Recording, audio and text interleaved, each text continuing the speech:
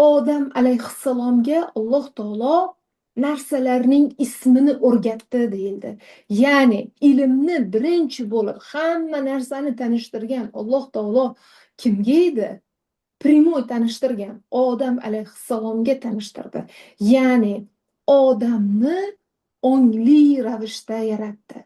Unga donolik berdi, unga mudrost berdi va hech kimga bermagan ilmlarni berdi.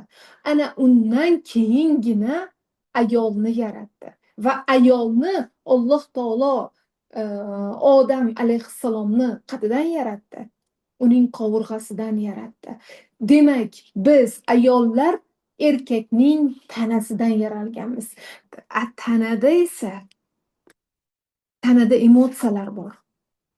Tanada emotsiyalar bor. O'shaning uchun ayollarga ko'proq emotsionalniy xilqat deyiladi. Endi tushundinglarmi? Nega ayolga emas, erkakka berilgan o'sha huquq bosh bo'lib qaror chiqarish huquqi. Nega biz ayolga emas, erkakka itoat qilish berilgan? Nega erkak kishi, ya'ni ayol kishi o'zining o'rnida bo'lishi kerak deyilgan? Chunki eng birinchi bo'lib ismlar, ilmlar odamga berildi, erkakka berildi va odamga sajda qilish etildi, ayolga emas.